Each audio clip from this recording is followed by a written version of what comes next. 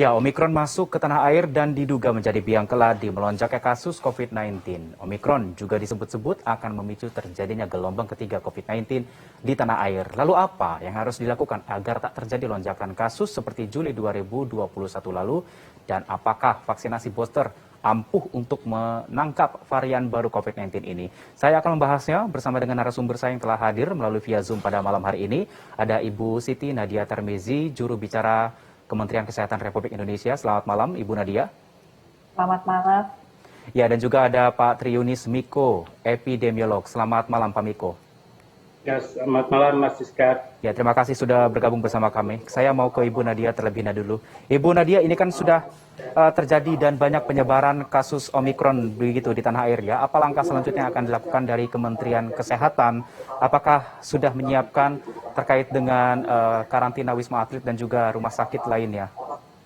Iya, jadi yang pertama adalah sekarang kita menghadapi dua permasalahan. Yang pertama adalah Omikron yang tentunya dari pelaku perjalanan luar negeri yang kalau kita lihat jumlahnya kan cukup signifikan ya, hampir 748 kasus Omikron yang merupakan dari pelaku perjalanan luar negeri. Kemudian di sisi lain penularan lokal itu juga sudah terjadi, setidaknya ada di 6 provinsi.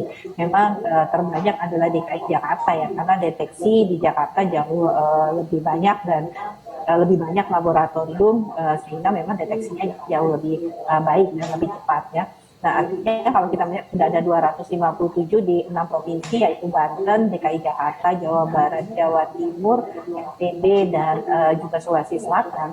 Artinya kemungkinan Omikron ini juga sudah ada di provinsi-provinsi lainnya, karena kan mobilitas antar provinsi cukup tinggi.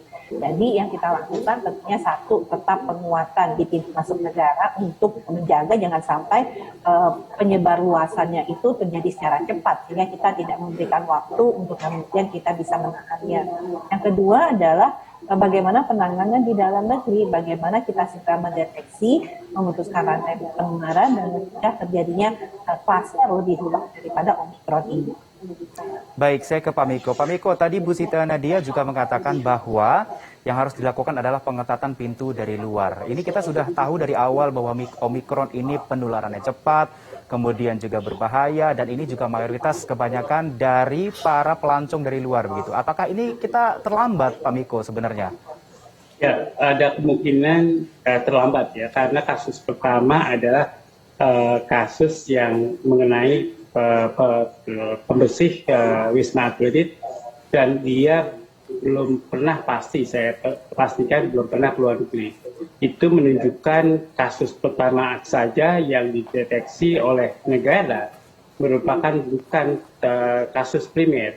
Itu adalah kasus sekunder atau kasus tersier. Itu menunjukkan bahwa kasus yang dideteksi pertama itu sudah terlambat.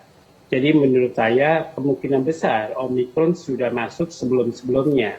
Walaupun sedikit, itu menunjukkan bahwa klaster-klaster kemungkinan akan muncul.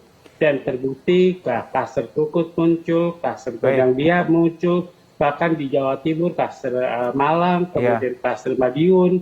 Pokoknya sudah banyak ya.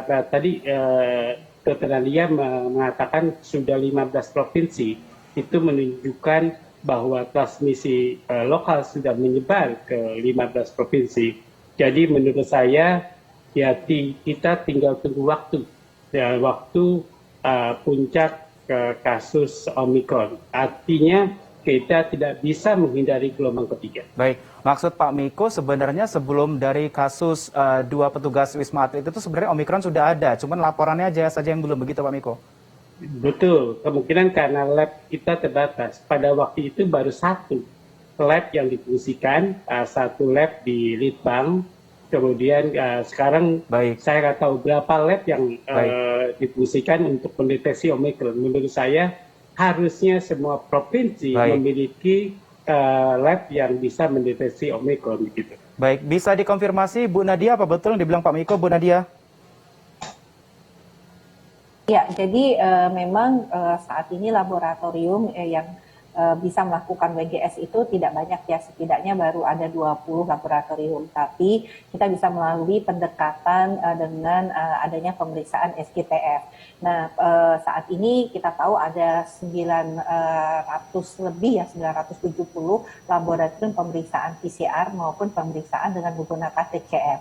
Nah, tinggal memang yang sifatnya open system, ini kita bisa mengganti dengan reagen SGTF tadi, seperti itu. Baik, terkait dengan sebelum adanya 2 orang di Wisma Atlet itu tadi dinyatakan ada Omikron, memang sebelumnya sudah ada, betul Bu Nadia? Ya, kalau kita lihat sebenarnya bukan hanya di Indonesia ya, tapi kalau kita lihat di Afrika Selatan, itu waktu mereka menemukan varian Omikron tanggal 24, itu didapatkan dari spesimen yang sebenarnya positif pada tanggal 6 November. Jadi jauh sebelum mereka mendeteksi, sebenarnya varian itu sudah ada. Nah, yang paling penting sebenarnya kan kita tahu melokalisir supaya jangan sampai terjadi penyebarluasan tiba-tiba kasusnya meningkat dengan cepat. Baik, baik. Nanti kita akan lanjutkan perbincangan kita usai jeda yang satu ini. Tetaplah bersama kami di Newsroom.